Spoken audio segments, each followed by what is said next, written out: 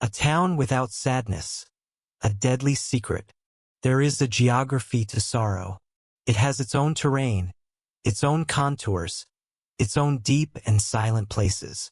We are told that time heals all wounds, but that isn't entirely true. Time is not a physician. It is, at best, a clumsy cartographer. It draws new borders over old battlefields, renames the rivers of our grief, but it never truly erases the landscape of our pain. It remains within us, a hidden country to which we can be exiled in a moment, by a song, a scent, a faded photograph. But what if there was a place where that geography could be unwritten?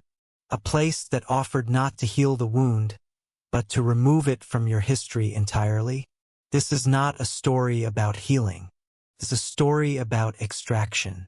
It's a story about a place hidden deep in the folds of the world's map, a place known to a desperate few as Sylvanus Lake.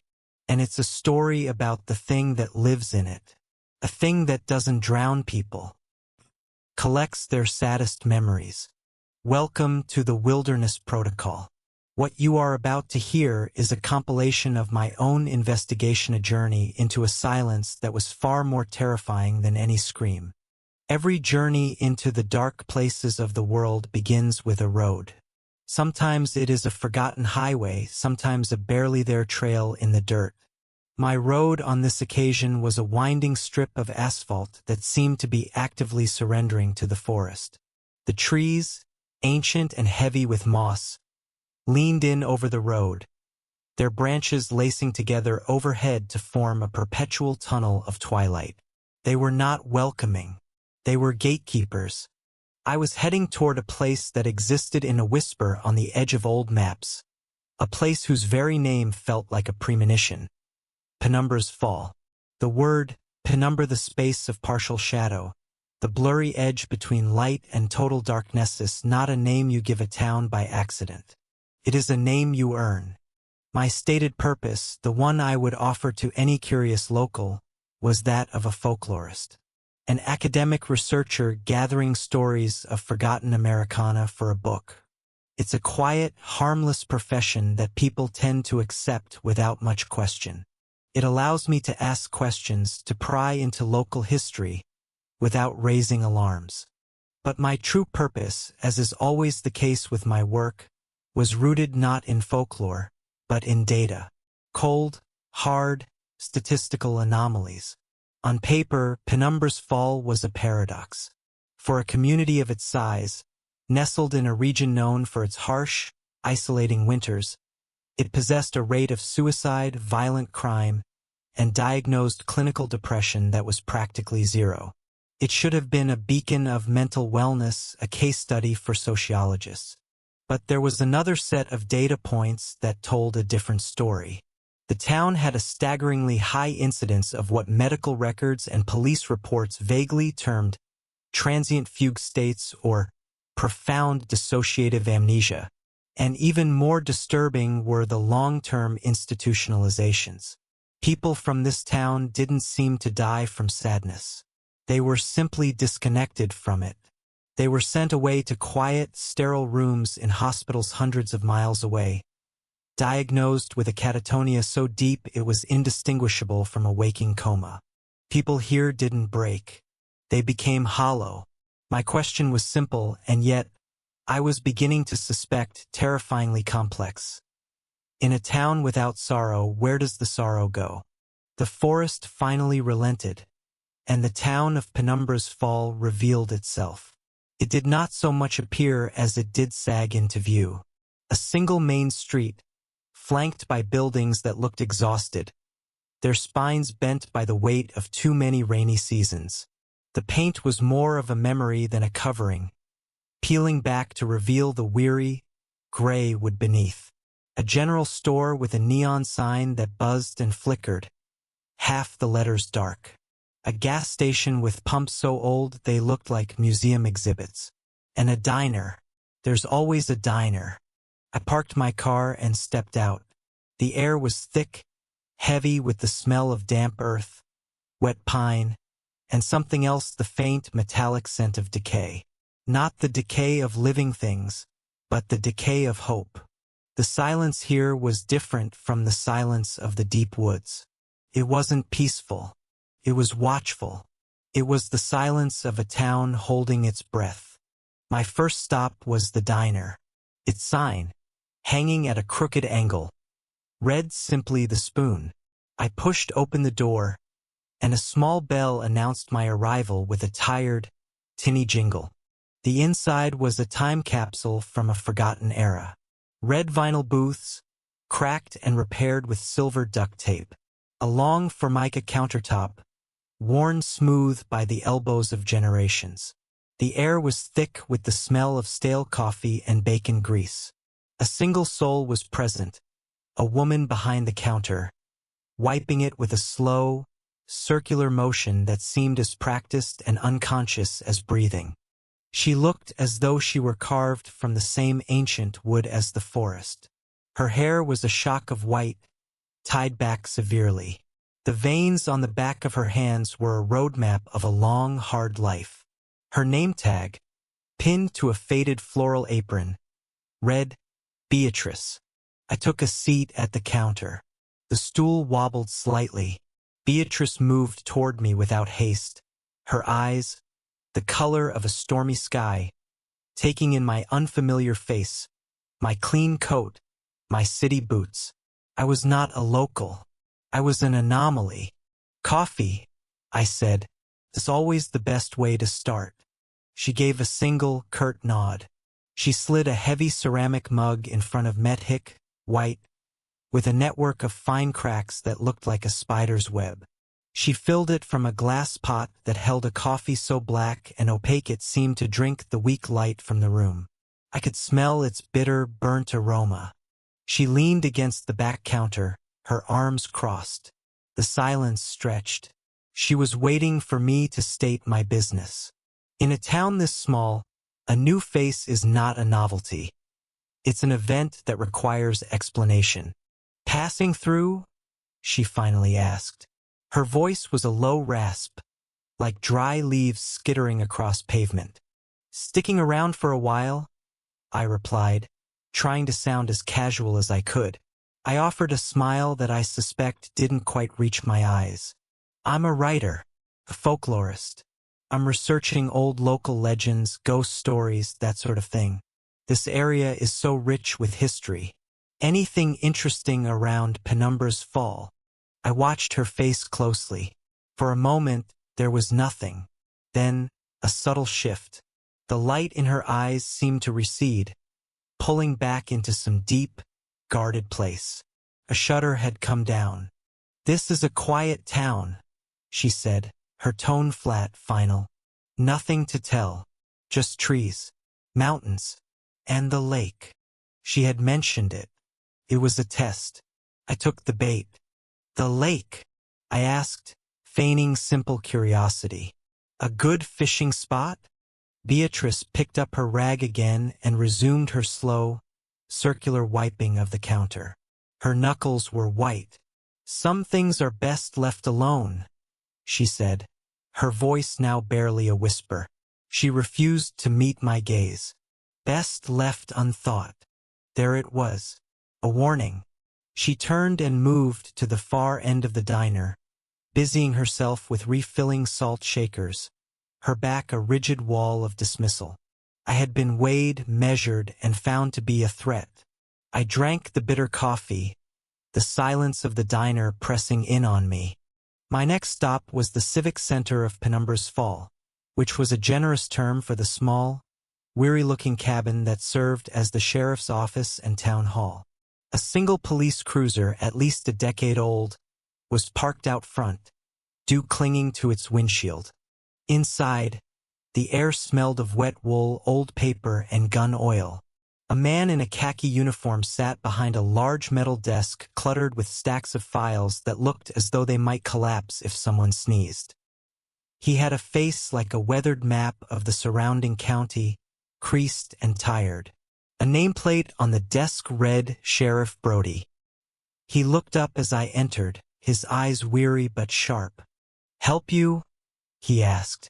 His voice was tired, but held an undercurrent of authority. I gave him my Namia pseudonym, as is my protocol and my cover story. He listened patiently, leaning back in his chair, which protested with a loud, mournful groan. He steepled his fingers and rested his chin on them, studying me.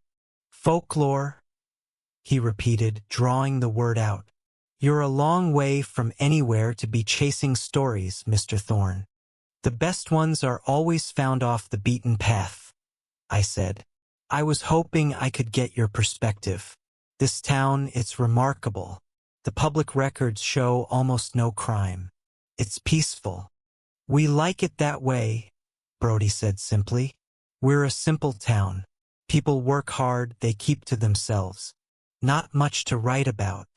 This was the same wall I'd hit with Beatrice, but constructed with a more practiced hand. I decided to push gently. It's not the lack of crime that I find fascinating, Sheriff, I said, pulling out a small notebook to give my questions a veneer of academic legitimacy. It's the medical records, the police reports on wellness checks. I came across the case of a man named Samuel Hendricks, a decorated war veteran from Vietnam. The reports from the late 70s say he was found by Sylvanus Lake. He hasn't spoken a word since. Or Eleanor Vance, a painter. Her husband died in a logging accident in the early 90s. Consumed by grief, they said. She was also found by the lake, catatonic. Yet, the nurses at the facility where she lives describe her as serene. Sheriff Brody's jaw tightened. He broke eye contact and swiveled his chair to face the single grimy window, which looked out onto the oppressive wall of the forest. The room grew colder. You've been busy, he said to the window pane. He sighed, a deep, heavy sound that seemed to carry the weight of the entire town. Mr. Thorne, some folks in this world carry a weight that's too heavy for one person to bear. A sadness so deep it poisons everything. They go looking for a place to set it down. That's all this is. He turned back to face me, his eyes dark. They find a spot, out in the quiet, and they set it down. It's an act of personal choice. It's not a crime, and it's not a ghost story. It's just a way to find peace. His words were measured, deliberate, each one chosen to close a door. It was the most eloquent mind your own business I had ever received. He was confirming everything by denying me the language to discuss it. He was giving me the euphemism, the town's official unspoken story. They set it down. I see, I said, though I didn't. Not yet. I knew I would get nothing more from him. Thank you for your time, Sheriff. Be careful in the woods, he said as I reached the door. It didn't sound like a friendly piece of advice. Sounded like a command. I stepped back out into the damp, gray air of Penumbra's Fall. The street was empty. The windows of the houses stared back at me like blank eyes. I now understood. The silence of this town was not an absence of sound. It was an active, collaborative effort. It was a quarantine. The people of Penumbra's Fall were not guarding a secret from the outside world. They were guarding it for themselves. The lake was their hospital, their church, their final, desperate resort. And the price of admission was a piece of yourself. The direct approach had failed. The living were sealed tight. Their lips closed around a shared, terrible truth. If I wanted to understand what happened in the waters of Sylvanus Lake, I would have to consult the dead. Not the bodies, but their stories, left behind in the brittle, yellowed pages of the town's archives. My investigation had just begun, but I already felt a cold dread seeping into my bones. The walls of Penumbra's Fall were not made of wood and stone, but of a shared, unspoken secret. And to find the door, I would have to stop knocking and start digging. Left Sheriff Brody's office with a new and unsettling understanding. The silence of Penumbra's Fall was not a wall designed to keep strangers out. It was a dam, built to hold back a truth so powerful it threatened to wash the entire town away. The living were not going to speak of it. Their denial was too practiced, their euphemisms too deeply ingrained. Brody's words a place to set it down were not a dismissal. They were a confession, shrouded in poetry. If the living were locked doors, then I would have to seek answers from the ghosts. Not the spectral kind, but the ghosts of the past, the ones who live in ink and paper, in the brittle, forgotten records of a town that desperately wishes to forget. The Penumbra's Fall Municipal Building was a sad, two-story structure of faded brick that also housed the town's library. The library was not a grand affair. It was a single, cavernous room in the back of the building, a place that smelled profoundly of dust, decaying paper, and loneliness. The tall shelves were sparsely populated, their books bowing in the middle with the weight of years of neglect. The air was still and heavy, and the only light came from tall, arched windows clouded with a century of grime. The keeper of this silent place was a man named Arthur Pembroke. He was the complete antithesis of Sheriff Brody and the waitress Beatrice. Where they were guarded and granite-like, Arthur was a small, fluttering bird of a man. He had thin, wispy hair, spectacles that seemed too large for his face, and a nervous energy that made him constantly fidget with the sleeves of his worn cardigan. He seemed, more than anything, deeply and profoundly lonely. When I introduced myself as a writer researching the town's history, his face lit up with a degree of enthusiasm that was almost startling. "History," he whispered, as though the word itself were sacred and shouldn't be spoken too loudly. "Oh, that's wonderful. Truly wonderful. No one asks about the history anymore. They just they just wanna be.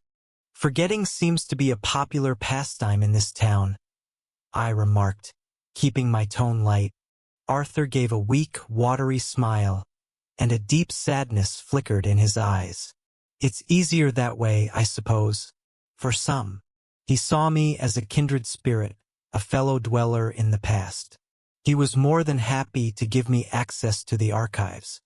He led me to a heavy oak door at the very back of the room. He unlocked it with a large, ornate iron key, and the door swung open with a low groan. The room beyond was small, windowless, and packed to the ceiling with cardboard boxes, leather-bound ledgers, and towering stacks of yellowed newspapers. The smell of dust and time was so thick here it was almost tangible. "Everything is in here," Arthur said with a sweeping, proud gesture. "The town council ledgers, the old doctor's logs, every issue of the Penumbra Times going back to 1912. Just be careful. It's all very fragile." For the next 3 days, that small, suffocating room became my world. I worked under the dim light of a single bare bulb, the silence broken only by the rustle of turning pages and the distant, muffled sounds of Arthur pottering about in the main library. And slowly, piece by agonizing piece, the story of the lake began to emerge. It wasn't written in any single document.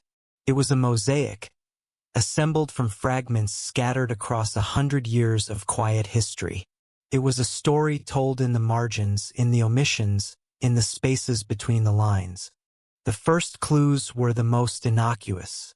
In the newspapers from the 1920s, during a minor gold rush in the surrounding hills, I found several articles about prospectors. They spoke of men who went into the woods for months, driven by ambition and hope, only to return empty-handed. But the articles noted a strange change in them. One piece, from 1924, described a man named Silas Croft who had lost his family savings on his claim. He returned not broken, but strangely placid, and was said to be cured of the deep melancholia that had plagued him for years. The reporter treated it as a curious, positive outcome. I saw it as the first data point. Then I found the jackpot, a box of medical logs from Dr. Alistair Finch, who served as the town's only physician from 1938 to 1975. His handwriting was a precise, elegant script, and his entries were meticulous. I focused on the years after World War II, cross-referencing the names with records of returning soldiers. I found the case of a Private James Miller, who returned to Penumbra's Fall in 1946. Dr. Finch's notes described him in harrowing detail. Miller suffered from what the doctor called war sickness, what we would now call severe PTSD. He was haunted by his experiences at the Siege of Bastogne. The logs chronicled his night terrors, his violent outbursts, his inconsolable grief for the men in his platoon who had died beside him. Dr. Finch had prescribed him laudanum, rest, and prayer. None of it worked. Then one entry, dated May 14, 1947, changed everything. It read, "James Miller has been missing for 2 days. His wife says he simply walked out of the house at dawn and headed toward the woods, in the direction of Sylvanus Lake. The sheriff has formed a search party." The next entry was dated May 16th. "A miracle or something else entirely. James was found this morning. He was sitting on the shore of the lake, skipping stones across the water. He is physically unharmed, though malnourished. But the change in his demeanor is absolute. The storm in his eyes is gone. I questioned him for an hour. When I asked him about the war, about the friends he lost, he looked at me with a serene, almost childlike confusion. He said, 'I remember being a soldier. I remember the uniform and the marching, but I can't seem to recall the feeling of it.' He remembers the facts of his experience, but not the sorrow. It is as if a surgeon has gone into his mind and excised the grief, leaving the memory of the wound, but not the pain. I must confess, as a man of science, I find it profoundly disturbing. He is a house with all its doors and windows intact, but there is nobody home. Nobody home. The phrase chilled me to the bone. This was it. The first clear, articulate account of the lake's true nature. It didn't heal. It removed. It hollowed out. With this new lens, the archives opened up. I found dozens more accounts, a litany of sorrowful pilgrimages. An article in the Penumbra Times from 1963 about a woman, Maria Flores, whose young daughter died of polio. The town rallied around her, but her grief was a bottomless well. A few months later, there was a small follow-up piece noting her remarkable recovery and her return to working at the general store. The article praised her resilience, but I found a note in the margin of a town ledger from that year, likely written by a clerk. It said, "Maria no longer keeps any pictures of her little girl." When a neighbor mentioned the child's name, Maria simply smiled and asked who they were talking about. A farmer on the brink of financial ruin after a catastrophic drought in 1971.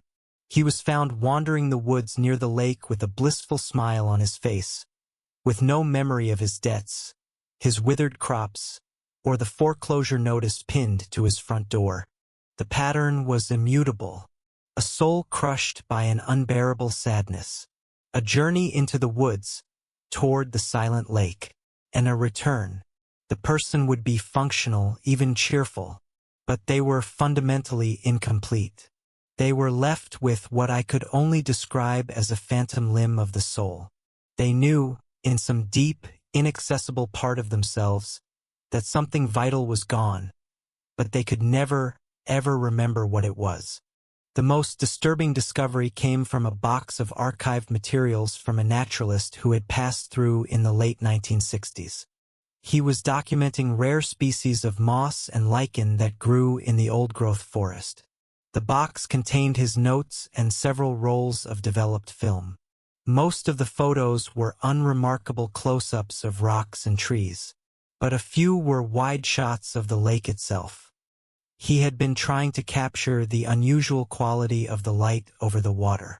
The photos were grainy, black and white, but in the background of 3 separate shots taken on different days I saw it. It wasn't a creature, not a monster of scales and teeth. It was more subtle. It was a disturbance in the very fabric of the image. A patch in the center of the lake, perfectly circular, that was darker than the rest of the water. It didn't reflect the sky. It seemed to absorb the light, a spot of absolute black. And from this dark patch, magnified under a loupe I had brought, I could just make out faint, shimmering lines rising into the air. They looked like threads of oil in water, or heat haze rising from asphalt. They were ethereal, almost invisible tendrils, reaching from the dark spot toward the shore. It was the first visual evidence of a presence. Something active. Something that reached out. The final piece of the puzzle, the one that made my blood run cold, was not an official record. It was a personal diary, bound in faded blue cloth, that had been tucked inside a heavy tax ledger from 1955, as if hidden for safekeeping. It belonged to a 17-year-old girl named Clara Jenkins. Her entries were filled with the beautiful, agonizing melodrama of first love. A boy named Daniel, who had moved away to the city for a job. She wrote about his letters, and then the slow, painful tapering off of those letters until they stopped completely. Her last few entries were raw, soaked in a pain that felt real even after almost 70 years. Her final entry, dated October 3rd, 1955, read, "The pain is a physical thing now. It sits in my chest like a stone. I can't eat. I can't sleep. I can only think of him. Everyone here knows what to do when the hurt gets too big. They don't say it, but they know. They speak of the lake in whispers. They say it grants you peace. I don't want peace.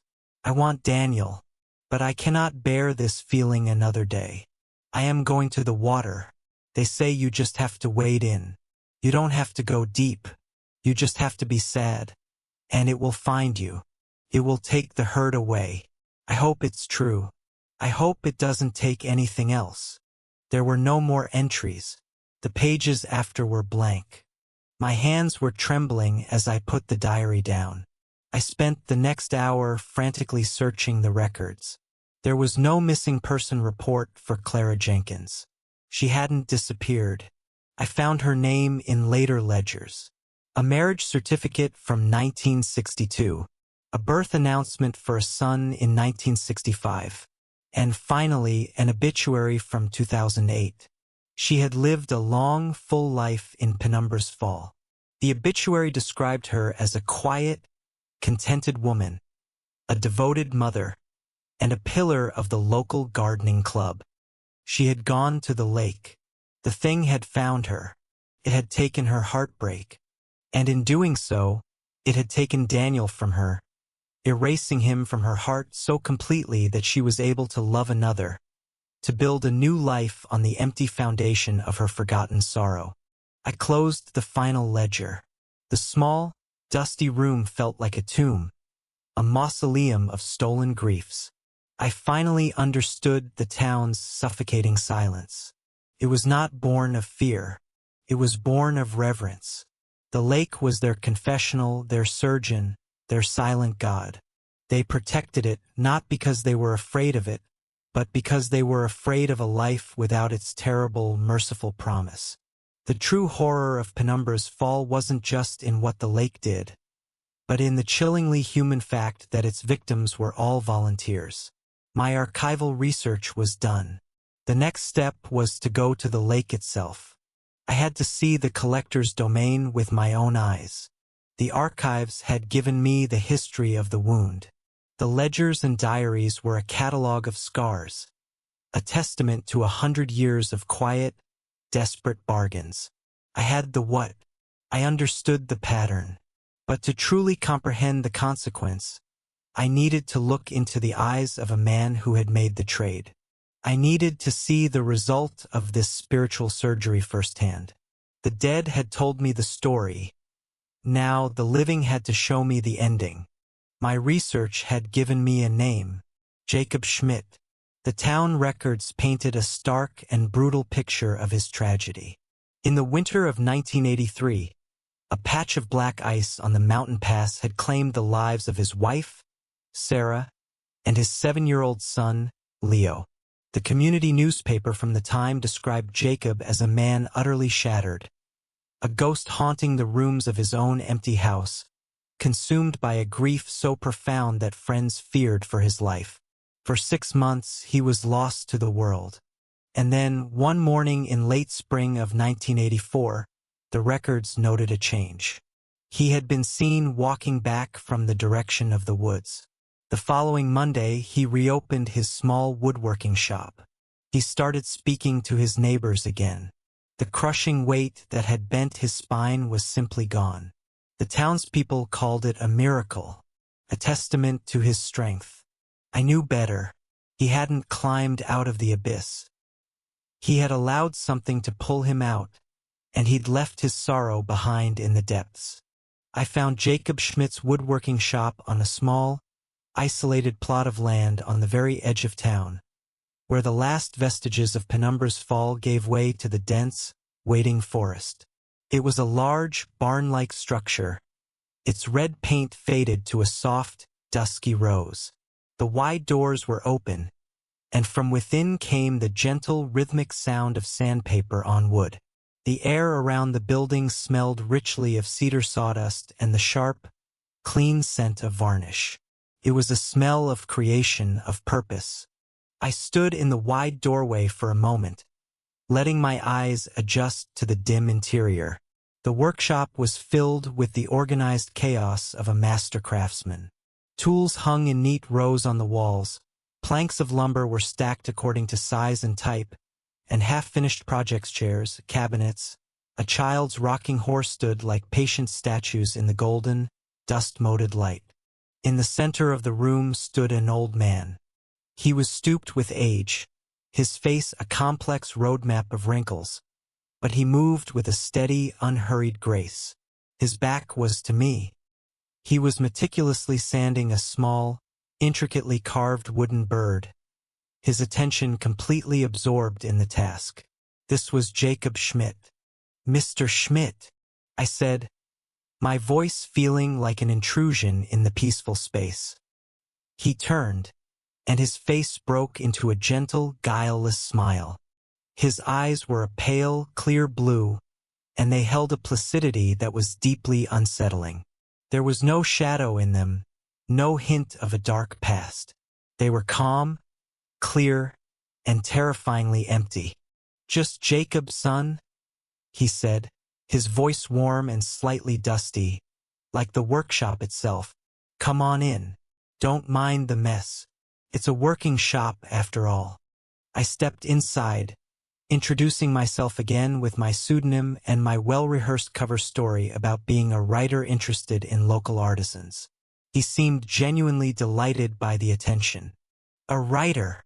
Well, I'll be," he chuckled. "Not much to write about me. I just work with the wood. It tells you what it wants to be, you just have to be quiet enough to listen." He showed me his work. The craftsmanship was breathtaking. The joints of a cabinet were seamless. The curve of a rocking chair was perfectly balanced. The feathers on the bird in his hand were so finely detailed they looked real. There was a precision and a focus in his work that spoke of a mind entirely untroubled, a focus that was absolute. "You have a real gift, Jacob," I said, and I meant it. I ran my hand over the impossibly smooth surface of a polished cherry wood tabletop. "The good Lord gave me steady hands," he said, his smile never faltering. "And plenty of time. It's a quiet life, but it's a good one." We spoke for the better part of an hour. He told me about the different types of wood, how the grain of oak differed from maple, how to read the age of a tree from its rings. His conversation was simple, pleasant, and utterly without complication. He was a man living entirely in the present moment. He was the calmest person I had ever met, and every second I spent in his presence, a cold knot of dread tightened in my stomach. I was talking to the shell of a man. I knew I had to take the risk. I had to ask. I had to see for myself what would happen when I tried to touch the void. I waited for a pause in the conversation, and then I changed my tone, making it softer, more empathetic. Jacob, I began, my own heart starting to beat faster. While I was doing my research into the town's history, I read some of the old newspapers. I came across your story. I just wanted to say I am so deeply sorry to read about what happened to your family. I held my breath and watched his face with an intensity that felt like a violation. I was looking for any sign, any flicker of pain. A shadow crossing his eyes, a tightening of the jaw, a brief faltering of his smile. Any acknowledgement of the colossal tragedy I had just named. There was nothing. He simply tilted his head. His placid blue eyes filled with a mild, polite confusion. The smile remained, though it now seemed disconnected from the rest of his face, a mask of pleasantry. "My family?" he asked, his voice holding only gentle curiosity. He let out a soft, airy chuckle. "Oh, I'm afraid you must have me confused with someone else, son. It's always just been me. Never married. No children." He turned back to the workbench and picked up the small wooden bird, holding it up to the light. "No family but my work, I suppose. And that's plenty for a simple man like me." My blood ran cold. I felt a wave of vertigo, as if the floor of the workshop had suddenly dropped away. It was one thing to read about this phenomenon in a dusty journal. It was another thing entirely to stand before it. He wasn't lying. He wasn't suppressing a memory. His belief in his own solitude was absolute and unshakable. The thing in the lake had not just taken his grief. To remove the sorrow, it had to remove the cause. It had stolen his wife and son from him a second time, erasing them not from the world, but from the landscape of his own heart. He was free from the pain of their loss because he no longer knew he had ever had them. I see," I managed to stammer, my throat suddenly dry. The air in the workshop felt thick and hard to breathe. "I apologize. Terrible mistake on my part. I must have mixed up my notes. No harm done, son. No harm done at all," he said cheerfully, completely oblivious to the existential horror of the moment. He looked down at the carving in his hand. "Now, this little fellow is a finch. I'm making it for a child's mobile. I enjoy making things for children. A real shame there are so few left in this town these days." The innocence of that final, ironic comment was a physical blow. I had to get out. I made my excuses, mumbling something about another appointment, and backed out of the workshop into the cold afternoon air. I walked away from Jacob Schmidt's shop feeling physically ill. The peace the sheriff had described, the cure the old doctor had documented, was an abomination. It was a lobotomy of the soul. Jacob Schmidt was a walking ghost, haunted not by a presence, but by an absence so complete he wasn't even aware of its shape. He was happy, but his happiness was a cage built from the bones of a life he could no longer remember. And I realized the most terrible part. I, a stranger, was now a custodian of his stolen sorrow. By reading the archives, I knew about the wife who loved him and the boy he had raised. I was one of the few people left on earth who knew the true, devastating scale of what he had lost. The weight he had set down by the lakeside had not vanished. It had simply been transferred, and a small piece of it was now mine. That night, sleep was impossible. The face of Jacob Schmidt, with his clear eyes and his simple, empty smile, was burned into my mind. I finally understood the terrifying allure of the lake. The horror wasn't a monster that hunted you. The horror was that it waited for you to come to it. And now I knew I had no choice. I had to go there. I had to stand on the shore where these terrible transactions took place. I had to face the collector itself. I had spent days sifting through the paper ghosts of Penumbra's Fall. I had stood in the presence of a man whose soul had been hollowed out, leaving behind a placid, smiling shell. The evidence was overwhelming, the conclusion inescapable. But data and testimony are one thing. To truly understand the nature of this place, I had to go to the source. I had to stand on the shore of the abyss and look into its face. I had delayed long enough. It was time to go to the lake. There are no signs that point the way to Sylvanus Lake. You will not find it on any tourist map or GPS system. The directions I finally managed to coax from a tight-lipped attendant at the gas station were as much a piece of folklore as they were a guide. "Follow the old logging road till it ends," he'd said, refusing to meet my eyes. "Then you just walk towards the quiet." Walk towards the quiet. The phrase had echoed in my mind ever since. The old logging road was less a road and more a scar that the forest was actively trying to heal. My car groaned in protest as it navigated deep ruts and washouts, the branches of overgrown firs scraping against the windows like fingernails on glass. The forest pressed in from all sides, a monolithic wall of ancient green and shadowed gray. After 2 miles, the road simply gave up, dissolving into a muddy, tire-chewed clearing. This was as far as technology would take me. I gathered my packwater, a first aid kit, a satellite phone, and my high-resolution drone and stepped out of the car. The change was immediate and profound. The air grew still and perceptibly colder. And the sound was gone. It wasn't just quiet. I have spent my life in the wilderness. I know its many silences. There is the hushed silence of snowfall, the respectful silence of a forest at dusk. This was none of those. This was an active, oppressive silence. A void, the chattering of squirrels, the call of jays, the rustle of unseen creatures in the undergrowth, all of it was absent. It was as if a thick bell jar had been lowered over this part of the woods, suffocating all noise. The gas station attendant was right. The quiet was a tangible destination. I started walking, my boots crunching on the damp earth and pine needles.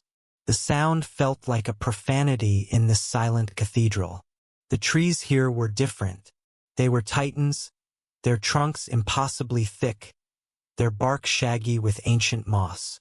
Their canopies were so dense that they blotted out the sky, casting the forest floor in a perpetual submarine twilight. They felt less like trees and more like witnesses, sentinels standing a silent, endless watch. After walking for what felt like an hour, though it was likely only 15 minutes, I saw it through a gap in the colossal trunks. A glimmer of profound darkness, a sliver of black against the muted greens and grays. My heart began to hammer against my ribs. I pushed through a final line of ferns and stopped. I was there. Sylvanus Lake was not large, perhaps half a mile in diameter, but its presence was immense. It was a perfect, geometric circle of water, as if drawn by a cosmic compass, nestled in a natural basin of gray, moss-covered stone. There was no beach, no gentle, sandy slope. The rocky shoreline dropped off steeply, almost immediately, into the depths. And the trees, the ancient sentinels of the forest, stood back from the edge. They formed a perfect, barren ring about 30 feet wide all the way around the lake, as if held at bay by some unseen force, their roots unwilling to touch this unholy ground. But it was the water itself that held my gaze and stopped my breath. It was the color of polished obsidian, a sheet of black glass without a single ripple, a single tremor. It was utterly, supernaturally placid, and it did not reflect the sky. The overcast, gray heavens above me were simply gone. The lake's surface was a hole in the world, a patch of liquid nothingness that seemed to swallow the light that fell upon it. I stood at the edge, a pressure building against my eardrums. There was a feeling in the air here, a low thrum of energy that you felt more in your bones than you heard with your ears. It was a feeling of immense, ancient patience. the feeling of being watched by something that does not have eyes. My investigator's instincts battled against the primal urge to flee. I forced myself to move, to begin a slow circumnavigation of the shore. My boots crunched on the loose shale, the sound unnervingly loud. I saw the places I had read about, and they felt like desecrated altars. There was a large, flat-topped boulder near the water's edge, the very one, I was certain, where the catatonic war veteran Samuel Hendricks had been found skipping stones he could no longer feel the weight of.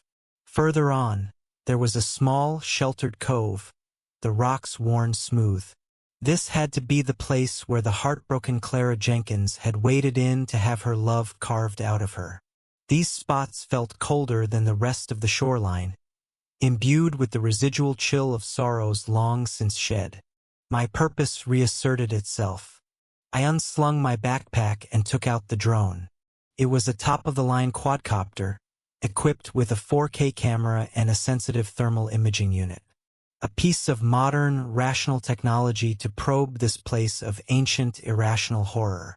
The drone whirred to life, its 4 propellers slicing through the silence. The sound was a sacrilege. I sent it up, lifting it high above the center of the lake. The view on my controller's monitor was stark and terrifying. A perfect black circle cut out of the green fabric of the forest. I switched the camera feed to thermal. My breath caught in my throat. The shoreline glowed with the faint residual warmth of the day, a pale orange and yellow. The surrounding forest was a cool, mottled pattern of dark blues and greens. But the lake was a uniform, featureless, absolute black. A hole in the thermal spectrum. It was colder than frozen ground, colder than the deep space between stars. It had no thermal signature at all. It was a void, a patch of absolute zero in the living world. Heart pounding, I sent the drone lower, bringing it down to hover just 10 feet above the surface. I was looking for the disturbance from the old naturalist's photographs. And then I saw it. In the dead center of the lake, the image on my monitor seemed to warp. A circular patch, perhaps 30 feet in diameter, was different from the rest. On the thermal camera, it was a deeper black, a signal-devouring emptiness. On the visual camera, the water here seemed to bend the light around it like a gravitational lens. This was the heart of the thing. This was its focal point. As I watched, mesmerized and terrified, something began to happen. A single shimmering filament, like a strand of spun glass or a thread of heat haze, rose from that dark patch of water. It drifted lazily, impossibly, through the cold air, extending itself toward the drone. It was followed by another and then another. They weren't moving with aggression. They were moving with a slow, deliberate curiosity. An alien intelligence was inspecting my machine. My hands were slick with sweat. This was it. This was the collector.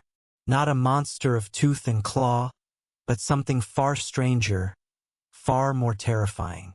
A psychic organism, a localized rupture in space-time that fed on the energy of powerful emotion. My mind reeled, trying to categorize it, but it defied all human frameworks. It was a thing of cosmic horror, its motives and its very existence utterly beyond my comprehension. One of the shimmering tendrils moved with sudden, fluid grace. It reached out and touched the drone's camera lens. The screen on my controller instantly went white with roaring static. A high-pitched, piercing squeal erupted from the speaker, a sound like 1,000 tortured whispers compressed into a single, agonizing moment of transmission. Simultaneously, a sharp, stabbing pain lanced through my own head, right behind my eyes.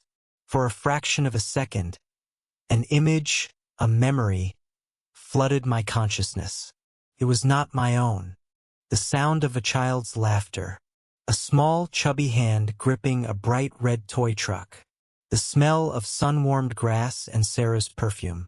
A wave of overwhelming, heart-achingly powerful love, followed immediately by the gut-wrenching, world-shattering agony of loss, the image of twisted metal, the wail of a distant siren.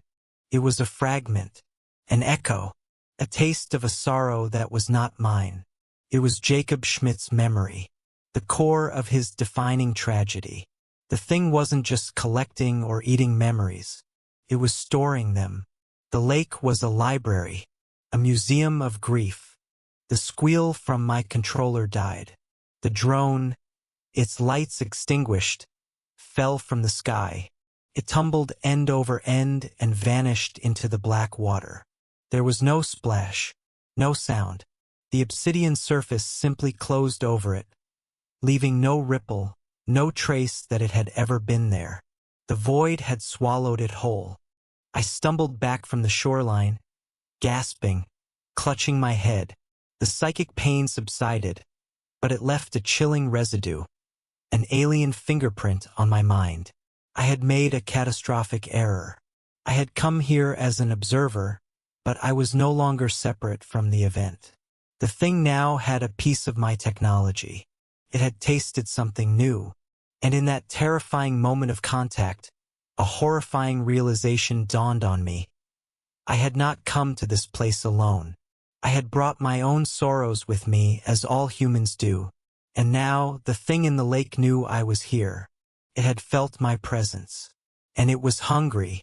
The silence that followed the loss of the drone was heavier, more profound than before. It was no longer a passive absence of sound. It was the attentive silence of a predator that has just been alerted to the presence of prey. I scrambled back from the shore, my boots slipping on the loose shale, a cold, chemical terror flooding my veins. It had touched my drone. It had tasted my technology. And in that brief, horrifying psychic backlash, it had tasted me. There is a reason I am drawn to these dark places, a reason I chase the stories that live in the shadows of the world. It isn't born of a simple, sterile curiosity. It is a penance, a pilgrimage that never ends. When I was 14 years old, my younger brother, Leo, died. It was a stupid, senseless suburban accident. A dare. A tall oak tree in the park behind our house. A tree we were forbidden to climb. I went up first. He followed. I can still hear the sharp, sickening crack of the branch that gave way beneath his feet. I was with him. I was supposed to be watching him. I was the last thing he saw. I held him in my arms on the soft summer grass as the light and life drained from his eyes. That moment, the specific weight of his small body growing heavy in my arms, the bewildered fear on his face, the final, rattling exhalation of his last breath, it is not just a memory. It became the cornerstone of my entire existence. My grief for him is the oldest, most fundamental part of me. It is the engine that drives my work, the compass that points me toward the sorrows of others. It is my deepest, my most defining, my most cherished wound. And as I stood on the shore of Sylvanus Lake, reeling from the encounter, I felt that old, familiar sorrow begin to stir within me. But it was different this time. It wasn't just a memory rising from within. It felt as though the air itself were pulling it out of me. The oppressive silence of the place was gone, replaced by a low, subaudible hum, a psychic resonance that vibrated at the precise frequency of my own 20-year-old pain. The lake was calling to me. I looked out over the water. The dark, light-devouring patch in the center of the lake seemed to be growing, its edges bleeding outwards into the still, black water. The air grew thick and heavy, charged with a strange, melancholic electricity. It wasn't a hostile feeling. To my horror, I realized it was a feeling of profound, absolute empathy. It was a voice, not of words, but of pure feeling, whispering in the deepest, most secret chambers of my mind. I know your burden, it seemed to say, the thought blooming in my head fully formed. I feel its shape, its weight. You have carried it for so long. You are so tired. The boy, the tree, the guilt, a magnificent sorrow, a vintage of grief. Let me have it. Let me take it from you. I can give you peace. Just a few steps into the water. That is all it takes. My rational mind, the part of me that documents and analyzes, was screaming.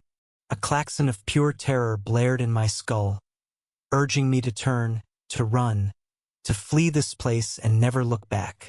But my body refused to obey, and the memory of Leo rose up, not as a fleeting image, but with a total sensory reality that was overwhelming. I could feel the rough, peeling bark of the oak tree under my teenage hands. I could smell the scent of cut grass from a neighboring lawn. I could hear his laughter, a bright, clear sound I thought time had stolen from me. And then came the crack, the fall, the dreadful silence, and then my own scream, the weight, the guilt, the endless, crushing guilt. A wave of raw grief so powerful, so absolute, it was as if it were happening all over again. It brought me to my knees on the sharp stones. I doubled over, clutching my chest, the pain as fresh and as searing as it was on that terrible summer afternoon. Yes, the presence whispered, its tone one of connoisseurship, of deep appreciation. That is it. That is the ache. So pure, so well preserved. Don't you want to be free of it? Think of the quiet. Think of waking in the morning without that familiar stone in your stomach. Think of a life where this moment, this tree, this boy never happened. You would be whole again. I looked up, my vision blurred by tears. The shimmering, incorporeal tendrils were back. But now there were dozens of them, maybe hundreds, rising from the lake's surface. They weren't just curious anymore. They were dancing in the air, weaving and undulating in a slow, hypnotic ballet. They were beckoning me forward. They were exquisite, beautiful, and the most terrifying thing I had ever seen in my life. I thought of Jacob Schmidt, with his peaceful smile and his empty eyes. A life without his greatest love, and therefore without his greatest pain. Is that peace? Or is it the ultimate form of annihilation? A soul scrubbed clean.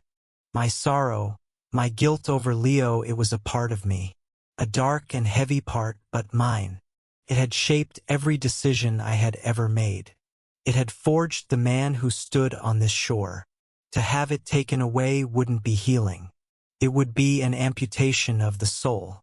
It would kill the man I was. What would be left? Another empty vessel. Another quiet, contented ghost for the town of Penumbra's fall. No, I whispered. The word a raw, broken thing, barely audible against the psychic hum. It's mine. I tried to push myself up, but the pressure was immense. A physical weight on my shoulders and in my mind. The offer became more insistent, more seductive. The thing showed me visions, tantalizing glimpses of an alternate life. Waking up in the morning and feeling nothing, just a simple contentment. Looking at an old family photograph without the phantom ache of a missing face. A life of uncomplicated, sterile peace. A life without the ghost of a small boy to forever follow me. It will not hurt, the presence assured me, its voice now like a gentle tide, washing against the shores of my resolve. It is a gentle thing, a simple transaction, fair trade, your greatest pain for my greatest treasure. You will walk away lighter. You will walk away whole. Just come closer. The tendrils began to drift toward the shore, their shimmering, insubstantial forms coalescing, becoming more defined. They were no longer just beckoning. They were preparing to collect. A surge of adrenaline, born not of courage but of pure, abject terror, gave me strength. It was the primal fear of erasure. I wasn't fighting for my life. I was fighting for my identity. With a guttural cry, I forced myself to my feet. I turned my back on the lake. It was one of the hardest physical acts I have ever performed. It felt like walking away from my own salvation, like turning my back on an angel that promised to end all my suffering. "It's mine!" I screamed, the sound tearing from my throat, raw and ragged. I shouted it at the silent trees, at the oppressive gray sky, at the memory of my brother. It wasn't a rejection of him. It was a reclamation of my grief. It was the one thing I had left of him. The pain is mine. The guilt is mine. The memory is mine. You can't have it. The instant the words left my mouth, the psychic pressure vanished. It was as if a switch had been thrown. The low hum ceased. The heavy, charged feeling in the air dissipated, leaving behind only the cold, damp smell of the forest. The world snapped back into its normal focus. I risked a single terrified glance over my shoulder. The hundreds of shimmering tendrils were gone. The dark, warped patch on the water was shrinking, receding, pulling back into itself like the iris of a vast, alien eye closing. The offer had been rescinded. My refusal had been accepted. I didn't wait to see what would happen next. I didn't linger to analyze or document. I ran. I scrambled up the rocky bank and crashed through the undergrowth, ignoring the branches that whipped at my face and tore at my clothes. I ran with the frantic, desperate energy of a man fleeing the scene of his own execution. I didn't stop, didn't even slow down, until I burst out of the tree line and saw the dull, metallic shape of my car in the clearing. I fumbled with the keys, my hands shaking so violently it took me 3 tries to get the door open. I threw myself inside, locked the doors, and started the engine. As I sped away down that cursed logging road, kicking up a plume of mud and gravel, I looked in my rearview mirror, and for a single, heart-stopping instant, I saw a figure standing on the road behind me. A tall, wavering silhouette that seemed to be made of pure shadow, of concentrated absence. It stood perfectly still, watching me go. Then I blinked, and it was gone. Just the empty road and the silent, brooding forest. But I know what I saw. I had refused the offer, but it had come to see me off. I drove until the sun came up. I didn't stop for gas, for coffee, or for rest. I simply fled, putting as much distance as possible between myself and the profound, silent gravity of that place. I left Penumbra's Fall in my rearview mirror, a town of quiet ghosts and the terrible secret they guarded. I did not look back. I have spent my life documenting the strange and the unexplained. My work has taken me to homes haunted by violent, lingering spirits. I have tracked creatures of folklore through swamps that have swallowed men whole. I have stood in places where the laws of our reality seem to thin and fray like worn fabric. But I have never, in all my years, encountered anything like the entity in Sylvanus Lake. It must be understood. The thing is not evil, not in the way we, as humans, comprehend it. Evil implies malice, a conscious and deliberate desire to inflict suffering. The thing in the lake displays no malice. It is something far older, far stranger, and in many ways, far more terrifying. It is a force of nature, like a black hole or a magnetic pole. It is a collector driven by a purpose we can only barely glimpse. It desires the most powerful emotional energy it can find, and in the human experience, nothing resonates more powerfully than our deepest, most profound sorrow. It does not hunt. It does not need to. It simply offers a Servitia terrible and seductive bargain. It offers to unmake the parts of you that hurt, one memory at a time. And the most terrifying part of all is that people, broken and desperate people, are willing to pay its price. What happens to the memories it collects? Where does all that stolen grief go? I can only speculate. That brief, agonizing contact gave me a glimpse, an echo of Jacob Schmidt's loss. It felt archived, preserved. Perhaps the thing feeds on the psychic energy of this sorrow. Or perhaps, in a way that chills me more than any other thought, It is simply a curator, a cosmic librarian, tending to a silent, bottomless collection of human misery at the bottom of a black lake. Perhaps our sadness is its art. But in the end, the true horror of Sylvanus Lake is not the alien entity that lives in its depths. The horror is the mirror it holds up to the human heart.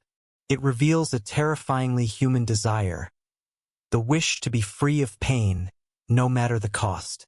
It proves that there is a part of us willing to sacrifice our very identity, the memories, good and bad, that make us who we are for the simple, empty promise of a quiet mind.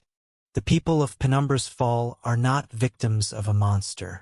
They are willing participants in its process. They have chosen emptiness over pain. We are our own monsters, and the lake is just the instrument of our self-destruction. Which brings me to the purpose of this report, the protocol. This is not a warning to be taken lightly. This is a directive born from first-hand experience at the edge of annihilation. Do not go looking for a place to set down your burdens. Do not search for a cure for your sadness in the dark, quiet corners of the world. Grief is a heavy and brutal price to pay for love, but it is a price that must be paid. Your sorrow, your heartbreak, your guilt, these things are not a sickness. They are a testament. They are the unflinching evidence that you once had something, or someone, worth losing. The pain is the echo of the love. To erase the pain is to erase the love that created it.